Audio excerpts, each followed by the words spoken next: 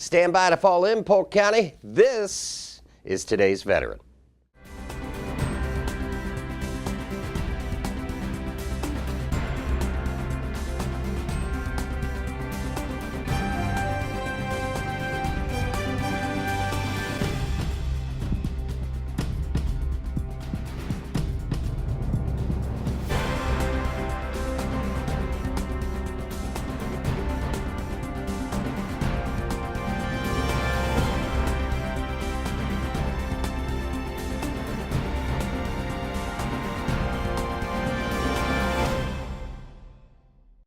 Hello and welcome, and on behalf of everyone at the Polk County Office of Veterans Services, thank you for joining us. I'm your host, Brian Lacey, sitting in for Tim Kirkhart, and on this installment of today's veteran, we take a look back at the past year's interviews and stories. Did you know that diet and your exercise routine, your sleep patterns, your relationships, and your work environment, they're all connected? And they're all important parts of what you can do to enhance your own self-care. We talked with Dr. Jacqueline Paykel, Whole Health Service Chief at James A. Haley Veterans Hospital, about the whole health concept. This has actually been legislated. Last year, President Obama signed into law the CARA legislation. And so that's the Comprehensive Addiction and Recovery Act. And what we're going to be doing is really focusing on what the veteran needs and what their perception of what is important to them and directing their health care according to that. So it's really personalized and very proactive. The veterans will play a significant role in the type of health care that they're receiving. Okay. Why is it a priority at this time? It's very important, first of all, because of the opioid crisis that we have in the country, and that's why the law came to be.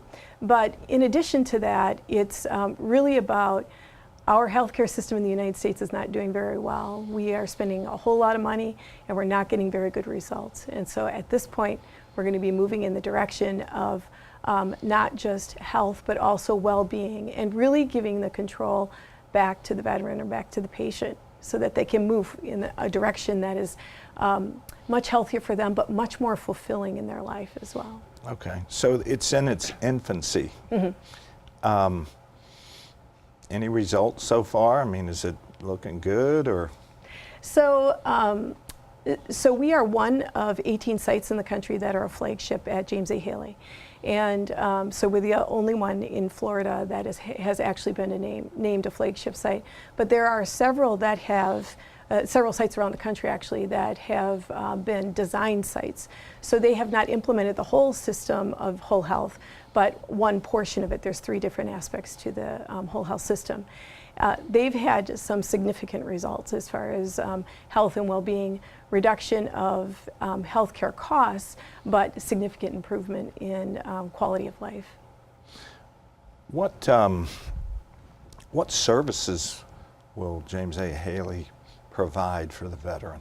So there's going to be lots of things that will be brand new for the veterans. So it's going to be really exciting we're hoping that we're going to see our veterans that are currently in the system benefit from this, but also others enter the system because of it. But this is something new that others in the community don't have as far as healthcare systems are concerned. First of all, when they come into the system, they'll be assigned a health coach. And this individual is not necessarily a healthcare professional, but will be assigned to them to help them navigate the healthcare system. And then that will be a constant point of contact that they can make as needed. That will direct them to different resources that may be helpful to them in their quest for health and well-being. But in addition to that, we're going to have offerings such as Tai Chi and yoga, mindfulness, chiropractic care, acupuncture. There's going to be, significant offerings as far as education is concerned. So there are so many things that we're going to be offering within the next 1 to 2 years, and we'll see this come to fruition, and we'll open our doors pretty much, we're thinking March 1st of this next year. We want to make sure that the services are available when we start advertising it, so that there is some traction immediately, and so we can offer the services that we're promising to. TheaterWorks Florida, highly acclaimed community outreach program, Theater Cares, launched one of their all-new inspiring programs, Vet Voices. Vet Voices is a free theater arts program for disabled military war veterans that enlists creative arts therapy through active participation in workshops and events. Scott Cook, artistic producer, TheaterWorks Florida, and Mark Graham, associate director of Vet Voices TheaterWorks Florida, joined us to talk a little bit about the program. And I'll fill in. January 2017, we realized we needed a new underserved group, or I was looking for a project for Theater Cares to continue. And just accidentally, I went on Google and I typed in arts and military, and I could not believe the amount of information that popped up in front of me. So we began to do this sort of research, saying the veterans might be our next group that we want to serve through Theater Cares. Well, lo and behold, 1 week after I started the research, the National Initiative for Arts and Health in the Military was holding their 4th National Summit in Tampa. So I got on the phone real quick and I'm like, I know it's late, I really need tickets to come see you guys. And they were like, please just show up. And that's what we did. And that's how we got our first taste for how the arts are coming together with the clinical side of healing for our veterans and creating a sort of an alternative opportunity for our veterans in theater, in art, in music, and that started the ball rolling for us. We continued through several of those opportunities. They had a symposium, I believe, that you and our company manager went to, and we were studying with these people across the nation, and it just kept bubbling up, and we're like, okay, this is it. And so we created Vet Voices, which is a program. It's not a project, it's a program, and went after our first funding with the National Endowment for the Arts. This process has been 1.5 years to get to where we are today. Besides the curriculum development, there was the funding development. We worked very hard with our development director, Mark and I, obviously, our company manager. It took 4 people to get that grant off the ground and make sense. We have now received a $10,000 grant through the National Endowment for the Arts to launch portion 1 of what we hope will be an ongoing program. Why is Vet Voices so important? Well, let me back up a little bit and explain what Vet Voices is. It's for our disabled military war veterans. However, we want all of our veterans to understand that they can take part in this program, but it involves theater. And what we're going to do is create a safe space in our studio for these veterans to come and explore every facet that they could possibly think of in theater. Right, it could be writing, it could be improvisation, it could be acting, working with professional actors, working with writers to help them write their stories, or storytelling and then capturing that. We're aware of many programs out there. We're not going to do this in the beginning, but there are many professional composers who have worked with vets to create songs, and we've heard them, they're extraordinary. And so we're looking at working over a year period to develop a performance piece that may involve some of this music and songs that have been created, as well as involve the stories. But use improvisation, explore all areas. If someone is interested in working backstage or working in a technical element, we'll be working with our teams that do put on our regular shows. We'll be working in workshops for veterans, and that's our goal. I think one of the most important things that we are bringing to the table is through the National Endowment for the Arts grant, we are required to do 3 different 10-week sort of workshops or sessions, and the end goal of that is to create an original musical play. That has to be done within a year's time or a little bit longer through everything that the veterans will bring to the table. What we have committed to is TheaterWorks Florida and Theater Cares, which is the program that it's under, is not jurisdicting what these veterans will bring. Instead, we are flipping the table and saying, you show us what you want to bring to the table. So we're not pushing an agenda. We're letting them create the agenda, which I think is so exciting and frightening for directors at the same time, because normally a director will go into a project or a program with an end result. We don't know what the end result will be, and I think that is fascinating. With that, through these experiences of workshops and exploratory sessions, we hope we'll ultimately find healing so that these veterans can express themselves like artists and find out they're in a safe space to do so. When did it start, and how is it progressing? How does a vet even get into the program? Well, we are actually in our recruitment phase right now. You know, we launched about a month ago. We have an application online, but we don't call it an application. It just is, we want the participants' information so we can contact them. And in fact, we've had one that's come in so far from Lakeland who is a veteran, but also was heavily involved in theater all of his life, and he's like, this sounds amazing. I really want to be a part of this. So all you need to do is go to our website, which is www.theaterworksfl.org, and you look under the theater care section, and we have an application there. We have every possible piece of information. It's not an application. Application, right? I already said that, right? It's just a registration. It's a registration. Right. And you send us your information, and then we'll contact you and let you know when sessions start. We hope to start sessions by the end of May, but that will sort of, we'll know when we can really start once we have a handful of veterans, which is sort of our challenge right now, is getting the information out to our veterans, in, you know, not only in Polk County, but this program is for veterans across Central Florida. Right, and making them feel safe and coming there and understanding what the program is. Right. I think one of the things we learned through the different symposiums and the national organizations that we've been working with is that unlike theater people who would jump at a chance to be involved in something, the veterans may not feel like they want to come out and participate in this. And I would encourage our veterans to, even if you've ever been curious about theater or think it's cool or thought, maybe I'd like to act or maybe I'd like to write, this is the program for you. And we want them to come and feel safe with us. The VA supports guide and service dogs for veterans. Veterans approved for service dogs are referred to Assistant Dogs International Accredited Agency. There is no charge for the dog or the associated training. Robert Lynch, Veterans Experience Officer at the James A. Haley Veterans Hospital, and Hercules, the facility dog, joined us in studio to talk a little bit about the program. It's a lengthy process based upon, you know, what the dog is being trained for. Of course, guide dogs would probably be the most extensive training because literally you have someone's life in your hand by, you know, having an animal that provides them, it's basically their eyes for them, you know. But from what I understand, typically they have between $40,000 and $50,000 in a couple of years into a service animal for their training of that. Amazing. Yeah. Amazing. Now, you talked a little bit about guide dogs and facility dogs. Could you tell me a little bit about emotional support dogs? Okay. Well, emotional support dog, again, is basically a companion. Okay. They typically help the veteran feel at ease, maybe help them through depression, things of that nature.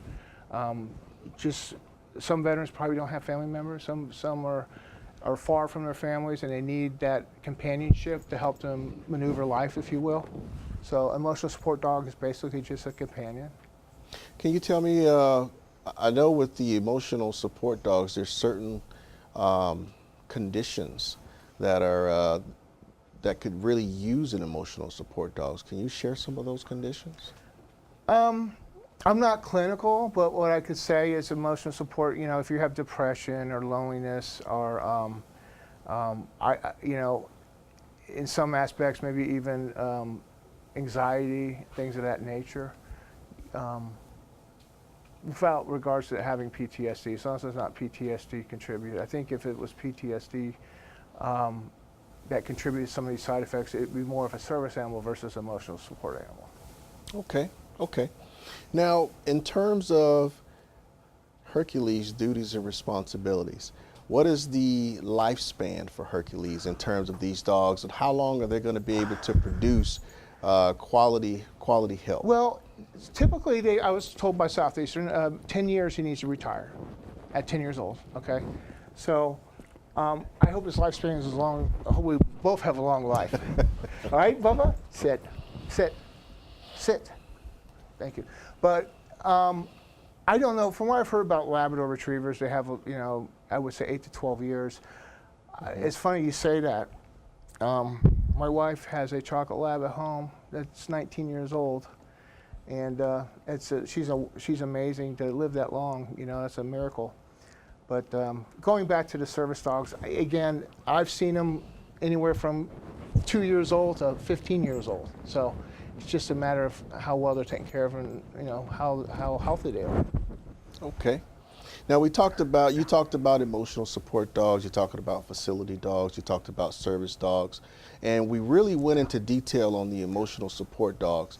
Can you really drill in as close as possible in terms of the different specific tasks that facility dogs do and service dogs?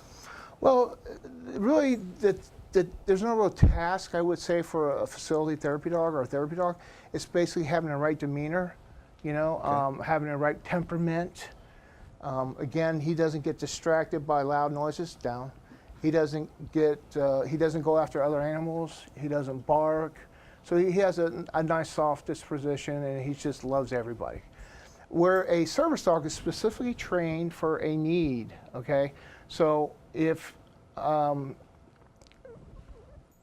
post-traumatic stress, you know, PTSD, if you're afraid of confined spaces or you don't like your back, you know, you want to keep your back against the wall, you need that security blanket, if you will, or loud noises make you skittish, but also mobility issues, you know, stability. Okay. You know, some veterans have, right now I'm wearing a brace and all that, and my right side of my body is not very stable. So again, mobility issues would be considered for a service dog as well. During the month of April, artwork by Polk County veterans was on display at the Polk County Veterans Services Center in the first floor lobby of the building. The pieces on exhibit were part of the special reception to showcase their creative talents and services to our country in the Arts for Vets program. Here's a look at the sights and the sounds of the event.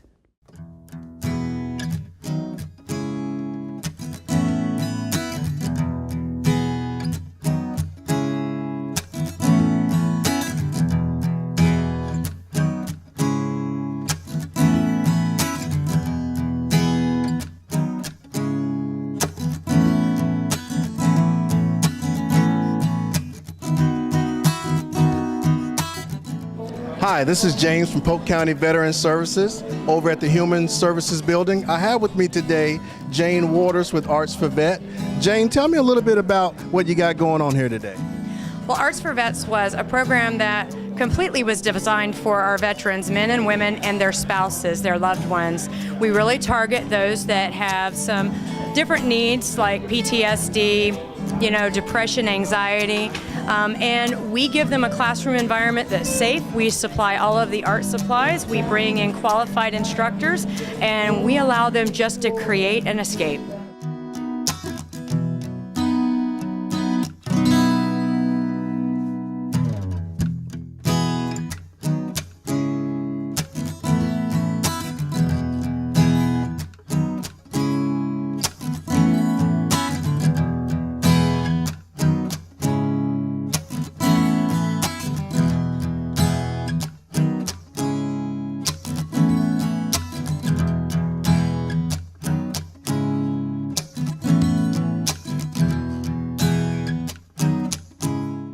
Marshall, tell me a little bit about what makes this event so special today for this building.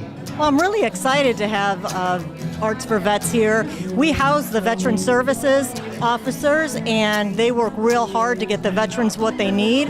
And this event is a little bit about what they have done and some of the art that they are working on. So we're really proud to have it displayed in our lobby and to showcase what they do.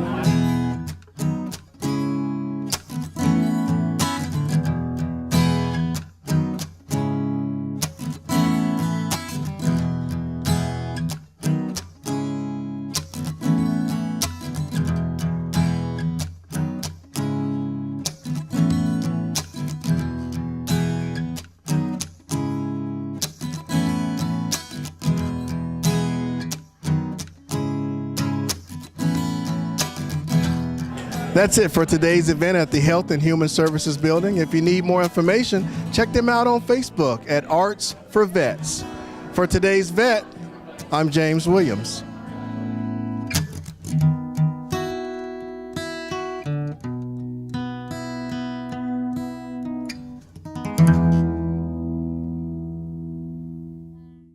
Operation Helping Hand provides assistance to severely wounded and injured active duty patients at the James A. Haley VA Hospital and their families. Lieutenant Colonel, United States Army retired Jim Griffin, chairman of the Operation Helping Hand program, and Lieutenant Colonel, United States Army retired Bob Swalish, executive council member, stopped by the studios to talk a little bit about the program. And what we strive to do with every dollar we spend is to assist the wounded and injured, active duty, and their families that are rehabbing or getting treatment at the James A. Haley VA Hospital. It's a very focused mission that we have. Okay, and now is it mostly predominantly geared for James A. Haley? Is that your target market? Or? That's it. That is. Do you have any ambitions in the future to expand beyond that, or? No, we've tried and offered people stipends to expand, but they said it's too much trouble. Are any members of Operation Helping Hand paid a salary? That's the beauty of Operation Helping Hand. We're all volunteers, and we're all ardent volunteers. We have zero salaries. Matter of fact, we're able, because of the volunteerism involved, to donate 96.5% of everything we take in goes straight to the patients and their families. Okay, and just about how many volunteers do you have right now? I would say probably about 150. If you add everybody in that handles our dinners and handles all the obligations we meet, probably there's 150 people that are involved totally. Okay, and are you able to meet the demands with that 150 personnel? Yes, we are. Sometimes we're stretched awful thin. Bob Swalish, who's with me today, he's one of those guys that we stretch very thin. Okay. And we have a lot of obligations, and we have a thing in the military that we never stop serving. Absolutely. Well, we've never stopped serving yet. Absolutely, absolutely. And just specifically, who do you assist? The patients and their families. We were designated initially from that lady and her child in the car to assist those families. And to assist the families could mean anything from just helping them with a rental car, helping them with gas coupons. We provide a welcome kit when they first arrive. That's probably about $1,500 worth of stuff. Different kinds of gift cards for them. So when the patient gets there, the families can go out and buy them some basic essentials they might need. It could be shaving gear. Very simple things. Very nice. But it's there for the families to use, and we get a lot of thank you letters from the families because of that. Now, explain the Operation Helping Hand dinner and who all that attends. The invitations go out, and we just finished our 170th dinner, consecutive dinner, 170 of them. And we usually have around 250 people that come to the dinners, average. And if you add that up, over 170 dinners, that's 42,500 folks that have attended these dinners and given a standing ovation to the wounded and injured at dinners. So that's a baseball stadium full of folks. That's astonishing. We put the invitations out. There's no charge. We're grateful to have sponsors that provide the money that pays for the dinner. So when you come there, you have no obligation except to greet the patients and their families. That's beautiful. Now, you said that you have sponsors. Are you allowed to mention those sponsors so that they can receive the accolades? It's major corporations. Boeing, CAE, USAA, of course, is a major sponsor of ours. Local, Century Buick. Nice. In the local community. We're blessed to have not only at Booz Allen Hamilton as another big conglomerate that's a sponsor of ours, and Arma Global. And they sponsor the dinners and will help us with the golf tournament. So we're very blessed to have those. And plus we have civic organizations in Tampa that have come on board. One I have to mention is the Carrollwood Area Business Association. Okay. It is probably 500 businesses of ardent supporters, and they are fantastic. So business, individual, and the corporate sponsorship keeps us going. Okay, and you're meeting those demands because of those sponsors. Absolutely. And they've been consistent, and you're able to complete your mission every year. Absolutely. Okay.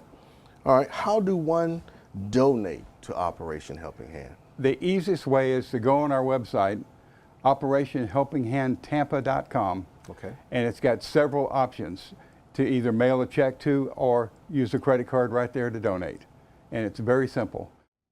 Warrior Walk is to honor our Polk County and Florida soldiers, sailors, airmen, and Marines who have been killed in action while serving during Operation Iraqi Freedom or Operation Enduring Freedom. This year's walk saw the residents of Polk County coming out to support those who had paid the ultimate price. Here's a look at the sights and the sounds of this year's event.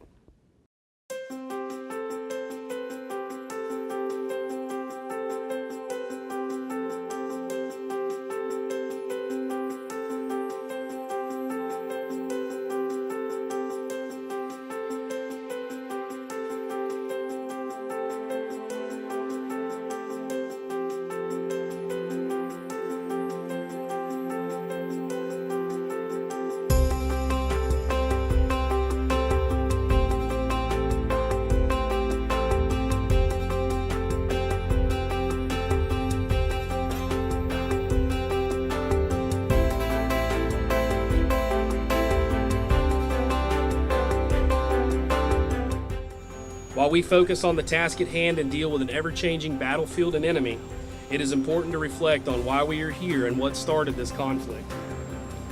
Doing so reminds us of the noble cause for which those we honor today gave their lives. I had to wait a couple of years after 9/11 to join the Marine Corps. I don't ever recall being so impatient as I was then. A week and a half after I graduated, I was on a bus headed for South Carolina. As I stood on line in a barracks in Parris Island, I learned that I was part of a group dedicated to a single purpose. We were taught that we were to place the group and mission above ourselves, and were reminded daily that we may have to pay the ultimate cost to ensure that the unit would go on. It is a profound moment in the life of a young adult when they are told their life is not as important as the successful completion of a mission. The truest measure of devotion to one's friends is whether they consider their lives or the lives of others more important. I saw the devotion to others epitomized by my brothers and sisters over and over during my time in the Marine Corps. From helping a tired buddy on a road march to braving enemy fire to rescue a fallen comrade, I witnessed that devotion in every aspect of life. The willingness to put others above self is in the very core of everyone in the military. The Marines and sailors who, without hesitation, risked their lives to get me and another Marine to a hospital after we were hit by a grenade demonstrated that as well. I recall the look of genuine concern in the eyes of every member of my unit from the commanding officer down when we entered our patrol base. The love of comrades in combat is without equal and cannot be accurately placed into words. Every person who faced that danger alongside us did so without the slightest concern of personal gain or profit. We all did our part to keep everyone around us safe. As you look at the memorials here today, you see testaments to the lives of men and women who made it clear where they stood regarding the question of their dedication to service. They laid down their lives for others. They did so without grievance or gripe, without hesitation, and without expectation of anything other than that their sacrifice would aid in the fulfillment of a mission and spare the lives of others. These memorials represent the legacy of the absolute finest our nation has to offer. The lives lost in war are our most promising, our brightest, fastest, strongest, and most of all, our most virtuous. These are not people who have chosen a comfortable life with all the finer things and creature comforts. These are people who have chosen lives of austerity and sacrifice. They chose to endure discomfort, pain, isolation, and deprivation on behalf of others. They faced death, and when death came for them, they did not flinch, they did not falter, and they did not waver.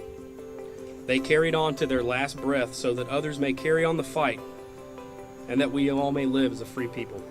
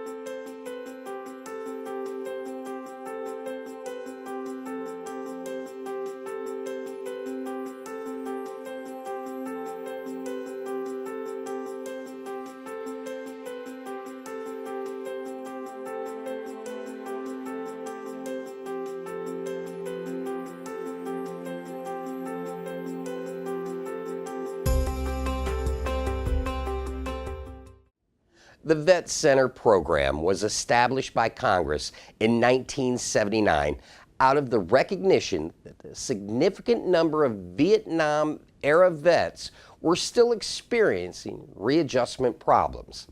Vet centers are community-based and part of the United States Department of Veterans Affairs. In studio joining us was Guyleen Felix, Lakeland Vet Center Director, and she talked a little bit more about what they do. The Lakeland Vet Center is part of the Readjustment Counseling Center. Okay. We provide services to veterans and their family here in Polk County and surrounding areas as well, which include Highlands County, Haines City, and Polk City as well. Okay, okay, okay. What services do you provide at the Lakeland Vet Center? With the readjustment counseling, our primary service is mental health services. We help veterans who are returning back from the combat field, and it could be a recent combat, the OEF, OIF veterans, or veterans from previous wars such as Vietnam or Korean wars. We do in-depth counseling in different formats that's comfortable for the veteran, whether it be individual, meaning sitting down with the counselor one-on-one like we are, or in a group setting. We also have tried exploring outside of the vet center. We're working on equine therapy where we are providing services in their environment, in the community, different approaches. Okay, okay. And you recently just took over as director at the Lakeland Vet Center, is that correct? Correct. I just celebrated my 1 year in June. Congratulations. Thank you very much. The previous director, Jesse Couture, he was amazing. He helped the Vet Center open here in Lakeland, and he's very well known in the community, and he retired. So I took over from there and trying to continue the great work that he started. Okay. Well, as you transition into that first year, what some of the challenges or changes that you thought that you would make to make the Lakeland Vet Center one of the best vet centers in the nation? To be honest, I really didn't need to make a lot of changes because the Vet Center at Lakeland, not to boast, but we have a good thing going. And if things are going good, you don't need to change the ingredient as much. Okay. But what I really wanted to do was to give the counselors more flexibility to do what they love to do, what their passion is. And that basically is counseling, outreach services. So I just restructured the Vet Center that we're open a little bit later than we were before when I came in. So now we have extended hours, we have weekend hours, so that we're able to provide more services. We've recently selected Cherie Alip as our Veterans Outreach Program Specialist, and in that role she'll be doing a lot of outreach, a lot of connecting with our already community partners to bring veterans in the Vet Center so that we can be able to provide them services. Because believe it or not, there's some veterans out there who still don't know there are services that's available to them, that the Vet Center's here, and that we can connect them. If we can't help, but at least we can connect them to who can help. So that was important to get that position filled. We also have a couple different counseling positions available as well as a Vet Center. So I'm always looking for talented workers, qualified workers to come in and join our team in the community. But it was a very easy transition for me. The Polk County community itself is very welcoming and embracing, and it's just easy to fit in and do the work that needed to be done. Well, I'll tell you, with climate changes such as empowerment and flexibility, I'm pretty sure that people will probably flocking to come and assist you there at the Lakeland Vet Center. So, I sure hope so, that we are. And be sure to tell Cherie, I said congratulations. I've had the opportunity to work with her on several occasions, so well deserved. Thank you, thank you. So how is the Vet Center funded? The Vet Center is actually funded directly from Congress. We are part of the VA system, however, we have our own funding through the Readjustment Counseling Center, which we call RCS for short, and Congress funds the Vet Centers. There's a lot of Vet Centers across the nation, and each one of them is funded directly from Congress. Okay. Tell me a little bit how the Vet Center work with the clinics. Oh, it's a really good partnership. So the Lakeland Vet Center, we work with James A. Haley, Tampa Hospital, and we partner with them for our administrative needs at times, but also with the counseling that we provide. At times the hospital can be overwhelmed, and we have the flexibility to see a lot of their patients. So we are complementary to what they provide. We're not in competition with them. We work really well with the counselors, the doctors, the social workers, and it's just a really good partnership. Having us here and available to service an exclusive veteran population makes it easy on them so they can concentrate on the general population of veterans in our county. That's outstanding. Who's eligible for services at the Lakeland Vet Center? So the Lakeland Vet Center provides services to veterans who served in the military who also are in a combat zone, I should add. Also their families, so a spouse of a veteran who served in the combat zone.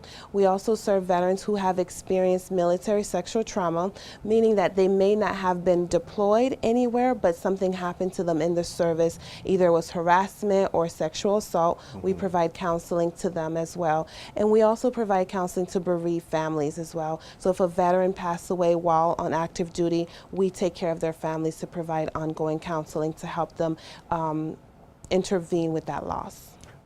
The Home Depot Foundation and Team Depot are a 400,000 member strong army of associate volunteers who work to improve the homes and lives of U.S. veterans. Recently, we caught up with a group of associates and volunteers from Polk County that participated in a recent beautification project at the James A. Haley Veterans Hospital in Tampa.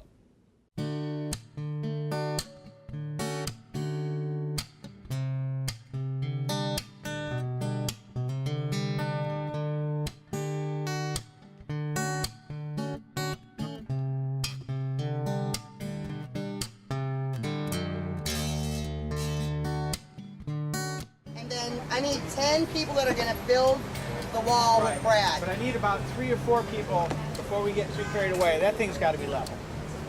Only got to jig a little trough about that wide. The leveling, and it's not too bad over there. Just level it out, get it. So who wants to level that out? Just level that 4 out. people.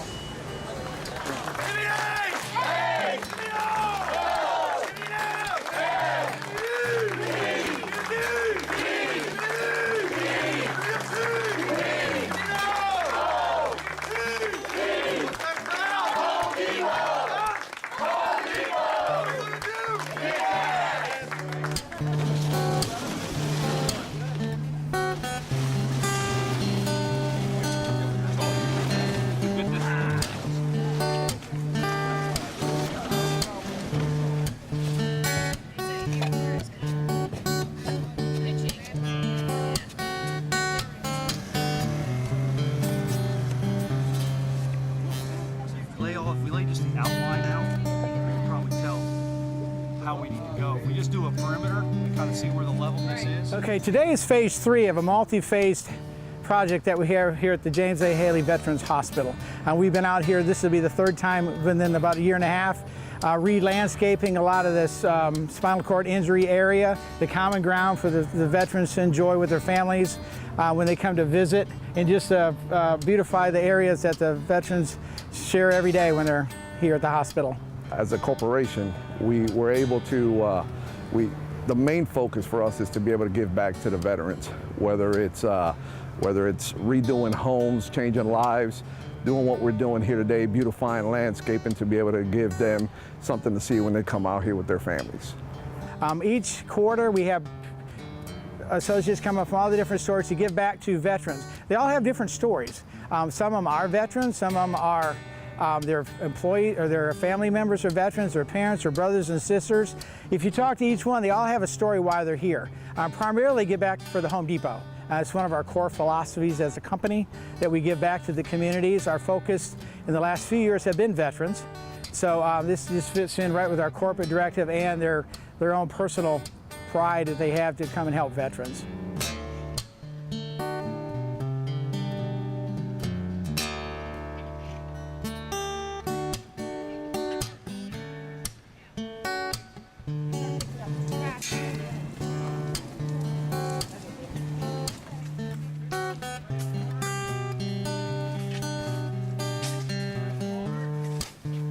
But you know, having beautiful surroundings and beautiful grounds and things like that where they can get out here and reflect and heal and that sort of thing is so very important. And the fact that you're out here doing this for the veterans makes all the difference in the world. You are making a difference.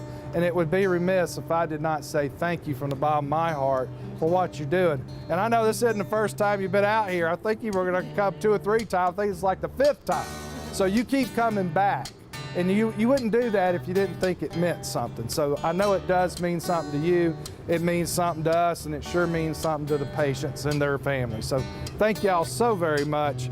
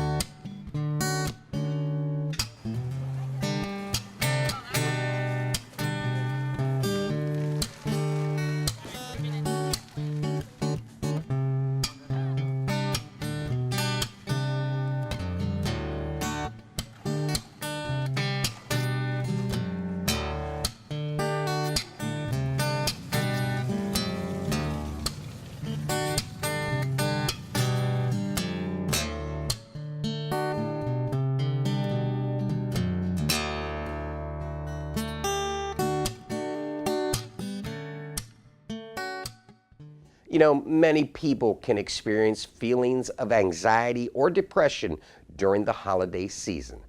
People who already live with a mental health condition should take extra care to tend to their overall health and wellness during this time.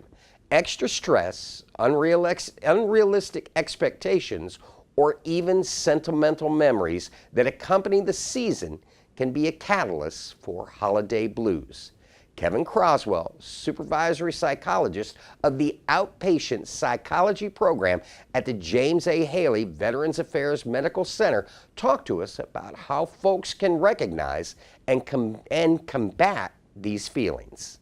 The American Psychological Association did a large-scale survey of Americans, really asking different questions about holiday stress, and it had some very interesting findings. First is that a lot of respondents did report that there's increased stress around the holiday season, which really is no surprise. Some of the most common negative reactions that they reported were things like feeling emotional stress and fatigue or being tired. However, at the same time, the vast majority, nearly 80%, also reported positive emotions, things like feeling happy, joy, love, and high spirits overall towards the holiday season. So there's really a balance of positive and negative reactions. The other interesting finding about this was also that there were some gender differences in how holiday stress affects men and women.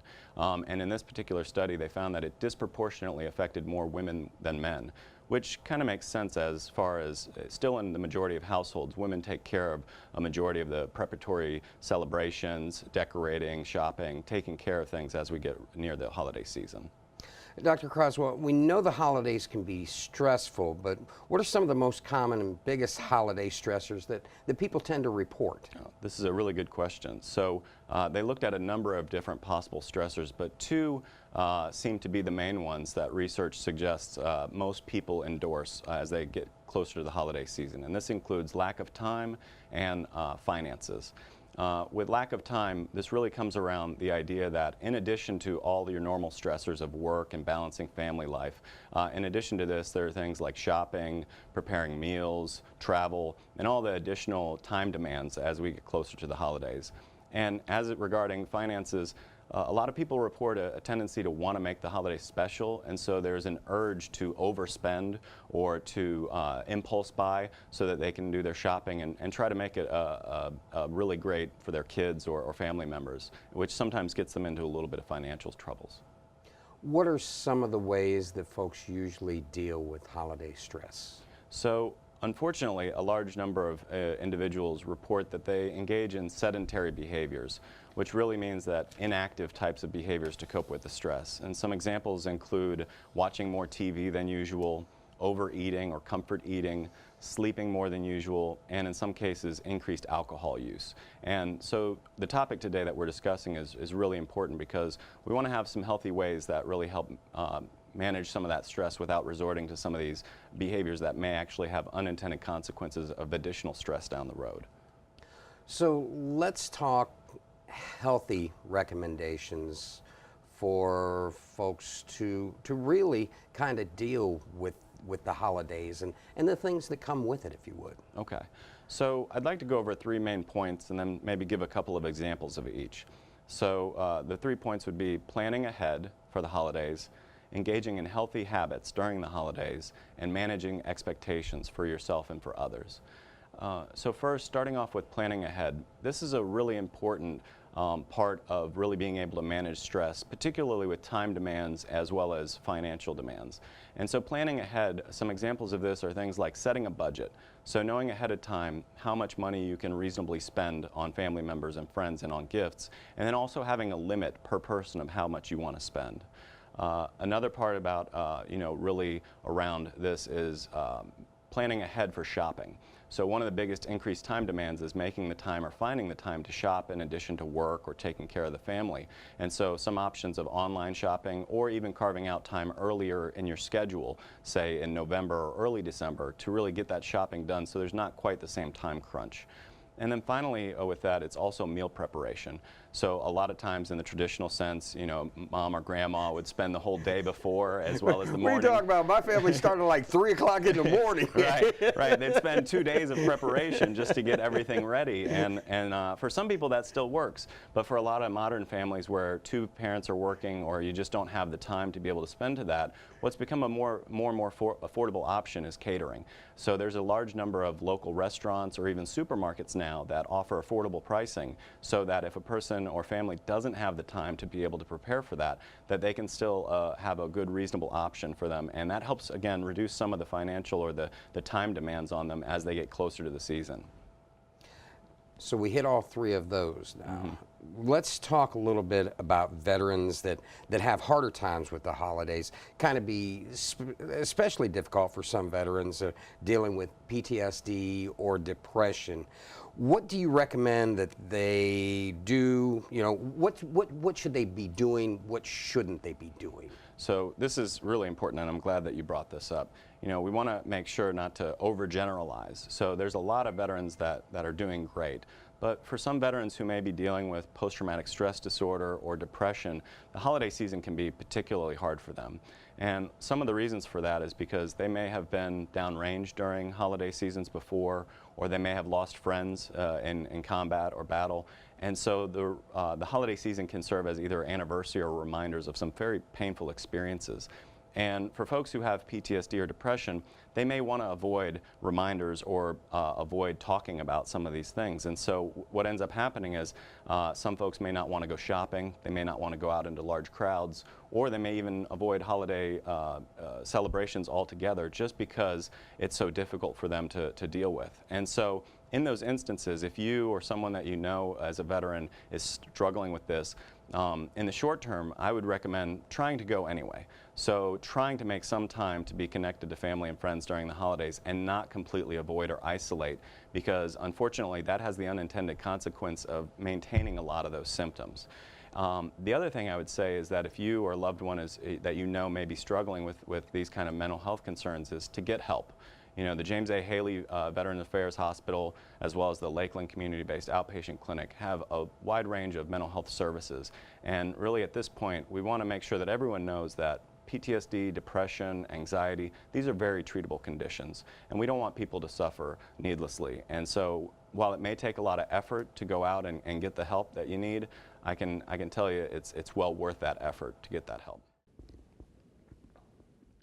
The National Veterans Wheelchair Games is co-presented between the Department of Veterans Affairs and Paralyzed Veterans of America. The Games serve veterans with spinal cord injury, multiple sclerosis, amputations, and other central neurological impairments with the goal to increase their independence, healthy activity, and quality of life through wheelchair sports and recreation. Now, here are some of the sights and sounds of the 38th annual Games.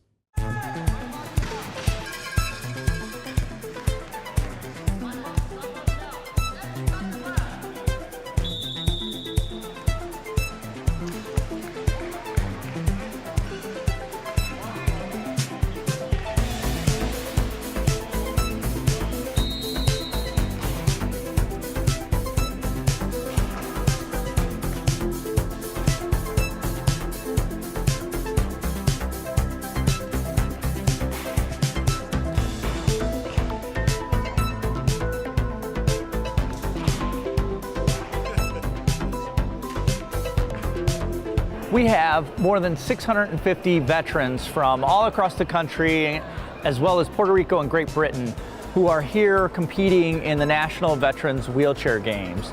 The Games are co-presented by the Paralyzed Veterans of America and the Department of Veterans Affairs. And so they're going to be competing all week in 18 different events, as well as 2 exhibition events.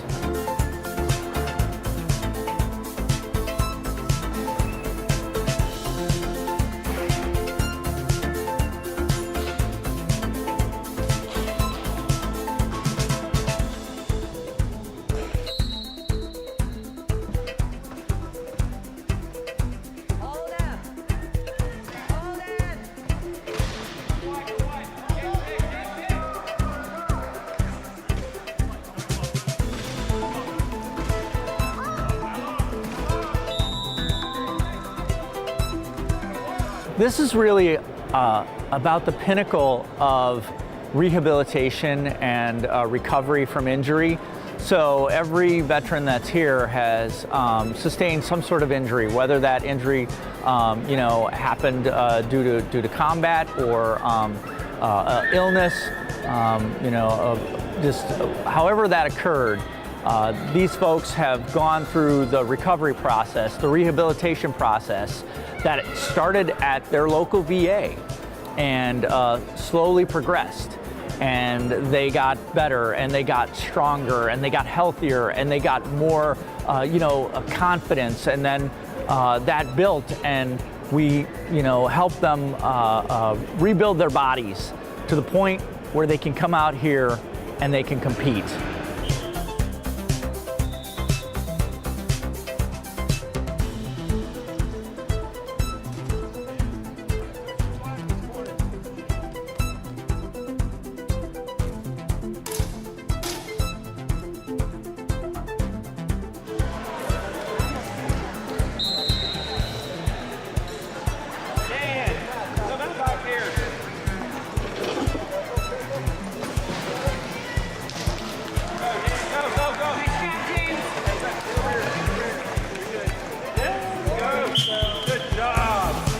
These games, as an athlete, it's a way to kind of unload and do other sports besides my main sport that I do.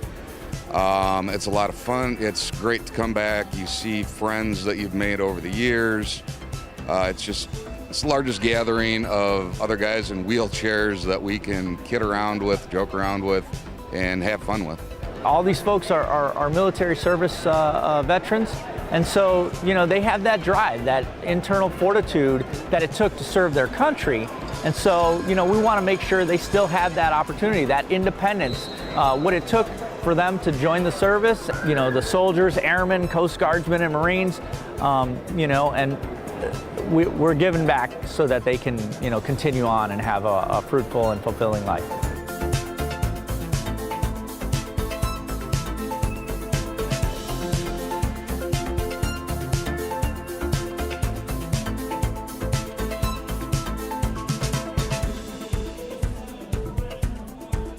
Is we like to be able to introduce, a large population of wheelchair athletes, wheelchair veterans, that, we want to introduce them to the latest and the greatest, the newest technology. And we want this to be, that sort of that ground where they can come and they can experience that.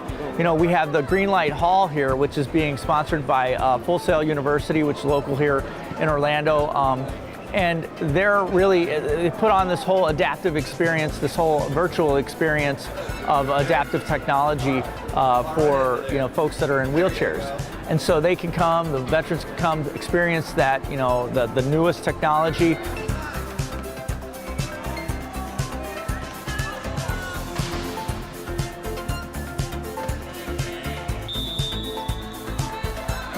Wheelchair rugby for me has been, it was my first love in wheelchair sports years ago. It was the sport I wanted to take to the highest level I possibly could. Age kind of got in the way a little bit. Kids at home got in the way a little bit, so I haven't been playing a whole lot, but it's great to come to these games and still be able to compete. This sport used to be called murder ball, was the original name, and as you watch it, you can see why. We get out there and we just murder each other. We try to hit as hard as we can. We try to get the ball. No matter what gets in our way, we're going after it. Yeah, wheelchair rugby is the only full contact wheelchair sport there is. We don't beat up our bodies, we beat up the chairs, but in turn some of it transfers to our bodies, and it's not the easiest sport to do. It's tough. It's a lot of speed, a lot of hitting, a lot of sweat, blood, tears. But a lot of fun.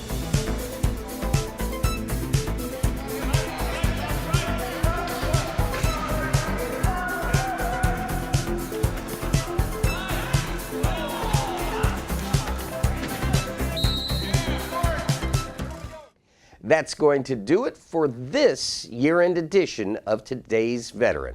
I want to thank you for joining us, and remember, for help and information regarding claims, benefits, and services available to veterans and their families, call the Polk County Veterans Service Office at 863-534-5220 or look them up on the Polk County website at polk-county.net. I'm your host, Brian Lacey, and we'll see you in 2019.